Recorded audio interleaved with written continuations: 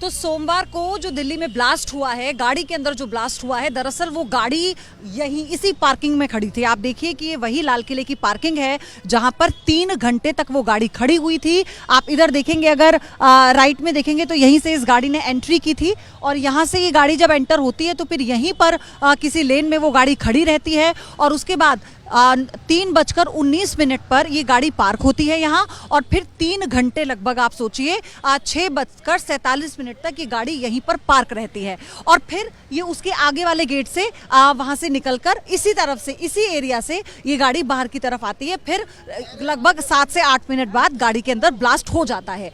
लेकिन ये पार्किंग इतनी चर्चा में क्यों है, इसे आप ये समझिए कि सवाल ये है कि उमर क्या इस गाड़ी में मौजूद था। गाड़ी में मौजूद जब उसने गाड़ी पार्क की तो क्या वो 3 घंटे तक गाड़ी में ही था, क्योंकि ये कहा गया कि जो शख्स गाड़ी के भीतर था जिसने एक काले रंग का मास्क पहना हुआ था वो उमर हो सकता है, ये जानकारी भी दी जा रही थी।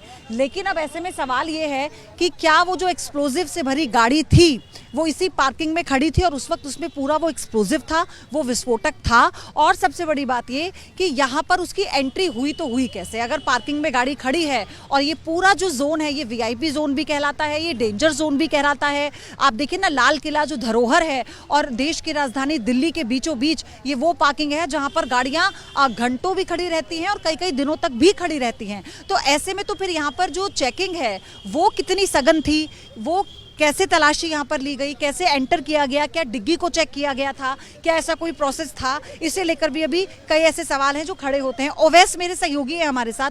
ओवैस, आप ये बताइए, क्योंकि जिस वक्त ये घटना घटी आप यहाँ मौके पर फिर आप आए थे, तो किस तरह से आपने इस पूरी सिचुएशन को यहाँ पर देखा था? देखिए प्रदीप, ये जगह है, यहाँ पे 2 गेट हैं इस पार्किंग के।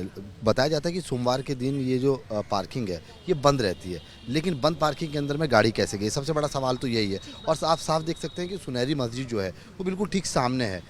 लाल किले का जो प्रवेश द्वार है उसके ठीक सामने सुनहरी मस्जिद है, साफ साफ लिखा हुआ भी है, सुनहरी मस्जिद का बोर्ड लगा हुआ है। जिसके 2 गेट हैं, गाड़ी अगर इधर से आती है, आने के बाद गाड़ी यहाँ पर 2 घंटा 3 घंटा लगातार खड़ी रहती है और उसके अंदर शख्स बैठा रहता है, तो ये अपने आप में सवाल होता है कि एक आदमी लगातार 3 घंटे तक गाड़ी के अंदर कैसे बैठ सकता है। पानी भी पिएगा, उतरेगा भी और बहुत सारी चीज़ हो सकती हैं। लेकिन गाड़ी यहाँ से दूसरे वाले गेट से निकलती है। निकलने के बाद गाड़ी जब 6:47 पर निकलती है, 6:47 पर निकलने के बाद 6:52 पर लाल बत्ती पर पहुँचती है। बत्ती पर पहुँचने के बाद जब ब्लास्ट होता है तो अफरा तफरी का पूरा माहौल हो जाता है और लोग जो है वो दहशत में आ जाते हैं। हालांकि सामने पुलिस वाले भी 2 बैठे हुए हैं, वो भाग के जाते हैं और फिर जो हादसा होता है उसमें जो गाड़ी के अंदर लोग होते हैं, ब्लास्ट जब होता है तो उसको उनको बाहर निकालने की कोशिश की जाती है। लगातार जो अफरा तफरी का पूरा माहौल बन जाता है, दहशत का पूरा माहौल होता है। चश्मदीदों से जब हम लोगों ने यहाँ बातचीत करने की कोशिश की तो उन काफ़ी डरे हुए थे, दहशत में भी थे। और जो सुनहरी मस्जिद की बात बताई जा रही है, लगभग ऐसे सूत्र बता रहे हैं कि वो पार्किंग के अलावा इस गाड़ी के अंदर बैठने के साथ साथ सुनहरी मस्जिद के अंदर में भी 2-3 घंटा बैठा रहा है। तो यानी कि पूरा प्लान था। इसको संध्या नहीं कहा जा सकता, इसको पूरे की प्लानिंग के साथ कहा जा सकता है। ये भी कहा गया है कि सुनहरी मस्जिद जो है उसकी पार्किंग में भी गाड़ी को पार्क किया गया था, एक ये भी थ्योरी आ रही है निकल कर गया है, इस तरीके की जानकारी आ रही है। सूत्र जो बता रहे हैं कि वो मस्जिद के अंदर गया है, मस्जिद में बैठा रहा है। अच्छा, ये भी तो हो सकता है ना कि गाड़ी यहाँ पार्क करके वो मस्जिद में बैठ गया हो? बिल्कुल हो सकता है, क्योंकि देखिए अगर किसी के दिमाग के अंदर कोई प्लान है तो उसी के ऊपर पूरी तरीके से कार्य करेगा। और बड़ी बात ये होती है कि ये जिस जगह पर है ये वीवीआईपी पॉइंट है।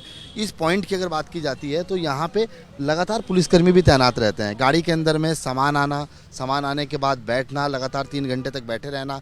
बैठने के बाद बहरहाल सी बात है कि उसने पूरा नक्शा खींचा होगा, क्योंकि लाल किले की दूरी और जो ब्लास्ट हुआ है वहाँ की अगर बात की जाए तो लगभग 500 मीटर की पूरी दूरी नहीं है। दूसरी बात ये देखिए ना, ये जो एरिया है, आपने पार्किंग देखी, ये वही पार्किंग जो मैं आपको दिखा रही हूँ। उसके बाद अब जरा एरिया देखिए, ये कैमरा हम घुमाकर आपको दिखाते हैं, पूरा एरिया देखिए। ये सिग्नल है यहाँ पर है ना, और ये कितना कंजस्टेड है। यहाँ पर आप जाएंगे तो आगे जब चांदनी चौक पड़ता है तो चांदनी चौक की मार्केट है जहाँ पर लोग खरीदारी करने के लिए आते हैं। उसके अलावा रेलवे स्टेशन है, उसके अलावा मेट्रो स्टेशन है। और यहाँ पर पार्किंग इसलिए ज़रूरी होती है क्योंकि अंदर जब आप जाते हैं तो फिर आपको अंदर जाने के लिए वाहन अलाउड नहीं है। खचाखच भीड़ होती है, लोग खरीदारी के लिए निकलते हैं। और इस बार तो ये मौसम जो है, ये शादियों का मौसम चल रहा है, तो लोग खरीदारी के लिए भी आ रहे हैं। दूसरे राज्यों से भी लोग इस जगह पर, क्योंकि एशिया का सबसे बड़ा मार्केट कहते हैं, तो इस जगह पर लोग खरीदारी करने के लिए आते हैं। तो ये सोचिए कि अगर कोई ऐसी प्लानिंग प्लॉटिंग थी ओवैस, तो फिर इससे मुफीद जगह तो नहीं हो सकती ना दिल्ली में। बिल्कुल भाई, देखिए साफ तौर पे देखिए यहाँ पे 3 तो सीसीटीवी कैमरे लगे हुए हैं रोड पे। जब गाड़ी आई होगी तो बहरहाल सी बात है कि सीसीटीवी कैमरे के अंदर आई होगी। दिल्ली पुलिस लगातार एक एक चीज़ को मॉनिटरेट करती है। तो ये जो कैमरे आप देख रहे हैं, लगातार 3 घंटे तक कोई शख्स बैठा रहा गाड़ी के अंदर में। अंदर पार्किंग में भी 2 कैमरे लगे हुए हैं, अब उनको भी खंगालने की कोशिश की जा रही है।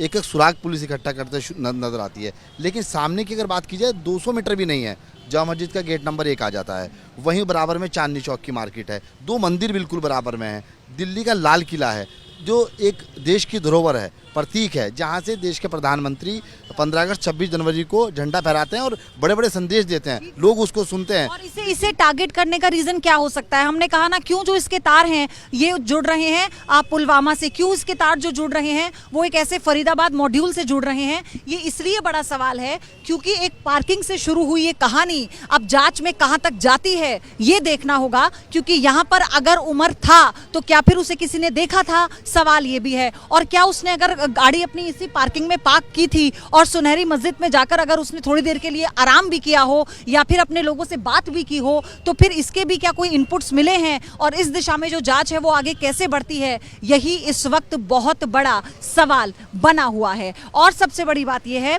कि यहाँ से थोड़ी ही दूरी पर ब्लास्ट हो जाना, क्या टारगेट पॉइंट यही था? क्या टारगेट दिल्ली थी? क्या दिल्ली का इलाका जो सबसे ज़्यादा भीड़ भाड़ वाला इलाका कहा जाता है, क्या वो टारगेट पे था और क्या यही उनकी मंशा थी? सवाल ये भी है। कैमरा पर्सन सुधीर के साथ, सहयोगी ओवैसी के साथ, पयोधी शशि, न्यूज़ नेशन।